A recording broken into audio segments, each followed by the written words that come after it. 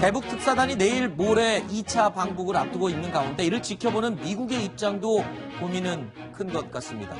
자, 일단 미국 국무부에서 우리보다 앞서가지 말라라는 입장을 내놓은 상황인데요. 미국 내부에서는 북핵 회의론도 점점 목소리가 커지고 있는 그런 상황인 것 같습니다. 자, 이 이야기 좀 짚어보겠습니다. 아니, 무슨 얘기입니까? 북핵 회의론이라니요? 지금 최근에 미국의 국무부의 북핵 라인과 관련해서 인사가 최근에 있었는데 굉장히 대북 강경파들 중심으로 인사 진영이 다시 짜지고 있어요. 또 하나의 의미는 최근에 특사당 방북에 대해서 미국 국무부가 논평을 냈는데, 즉 북미 관계와 비핵화와 남북 관계는 동시에 진행돼야 된다는 이야기를 했습니다. 그 이야기는 뭐냐면 결국 남북 관계가 비핵화보다 앞설 수는 없다는 이야기거든요.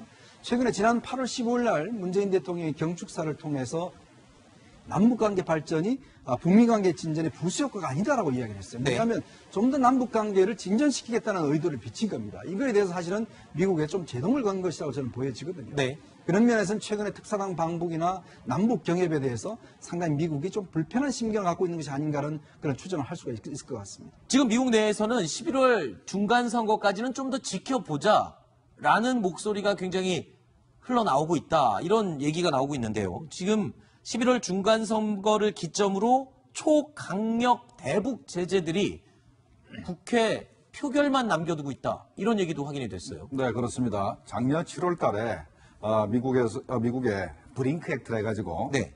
대북 금융제재 법안이 상원을 통과를 했습니다. 그래서 현재 본회의 표결을 남겨두고 있고, 그다음에 10월 달에 대북 무역 금수 조치인데 주로 석유류, 원유를 금수시키는 법안이 또 개정되어 있습니다. 그래서 만약에 두 개가 통과된다 그러면 북한이 원유 수입에도 문제가 되고, 그다음에 또 하나는 금융 제재를 받기 때문에 과거 우리가 213 합의가 있었습니다. 2007년도 2월 13일 날. 그 전까지 북한이 BDA라 해서 방크 델타 아시아 은행에 대한 제재가 있었는데, 그때 뭐가 있었냐면 달러를 활용하는 세계의 모든 은행은 북한과 거래를 못하게 만들어버린 적이 있습니다. 네. 만약에 금융 제재가 벌어지게 된다면 북한이 그때와 같은 상황이 벌어지지 않을까 이런 생각이 듭니다. 네. 이런 상황에서요, 북한은 여전히 미국의 압박 그리고 유엔의 제재 이러한 것들을 교묘하게 피하는 수법으로 날로 진화한다라는 지적이 나오고 있습니다. 북한이 러시아를 통해서 북한 석탄을 세탁한다, 원산지 세탁을 한다는 내용 저희 탑10에서도 여러 번 전해드린 적이 있는데요. 그런데 이번에는 동남아 앞바다로 눈을 돌린 것 같습니다. 지금 베트남 앞바다에서 북한산 석탄이 환적돼서 원산지가 바뀌고 있다.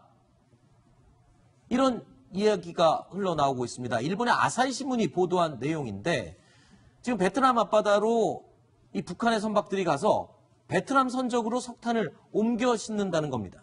그런데 문제는요, 베트남은 석탄을 수입해서 쓰는 국가가 아닙니다. 그 말은 즉슨 저 석탄은 제3국으로 수출돼서 돈벌이에 사용될 가능성이 높아 보인다. 지금 이런 분석인데, 안 박사님, 일단 베트남은 우리 정부와 우리나라와도 지금 우방인 나라잖아요. 예. 그런데 저런 환적이 이루어지고 있다. 글쎄요, 러시아에서 이루어지는 환적들이 계속 언론에 보도되고 적발이 되자 눈을 베트남 쪽으로 돌린 것인지, 아니면 원래 이런 게 이루어지고 있는데 이번에 포착이 된 건지, 그게 궁금한데요. 네, 제가 볼 때는 선자가 아닌가. 즉, 러시아에서 뭐 하던 이제 환적이 모두 이제 들통이 나니까 완전히 이제 성동격소라고나 할까요?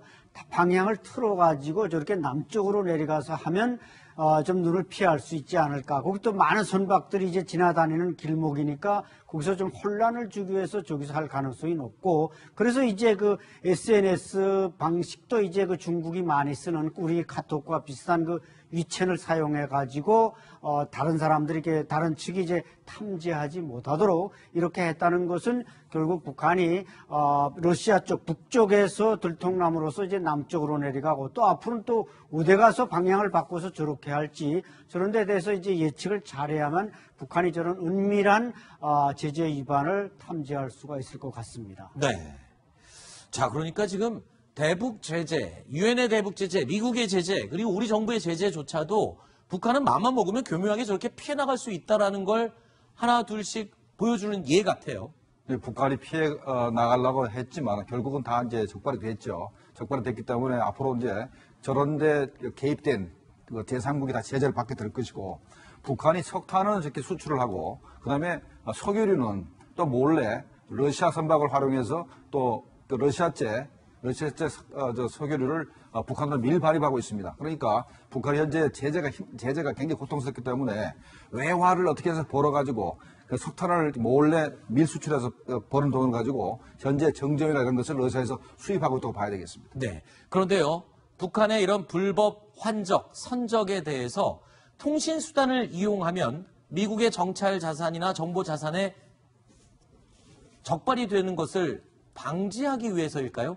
지금 통신 수단도 북한의 선박들이 SNS를 이용해서 통신을 하고 있다고요? 이게 어떻게 된 일입니까? 그렇습니다. 이번에 이제 유엔의 대북 제재 관련된 패널 보고서에 저런 내용들이 나와 있는 것인데, 이게 그런 패널들이 계속 이제 워치를 감시를 하니까 네. 그런 부분을 피하기 위해서 중국의 그 SNS를 활용을 해서 서로 이제 일정한 숫자 같은 것을 주고받으면 그게 이제 이른바 접선 신호가 되는 거죠. 그런 식으로 해서 국제적인 제재를 피하고자 하는 그런 수단으로 하나 이제 중국의 SNS를 사용한 그런 부분들이 이번에 적발이 된 겁니다.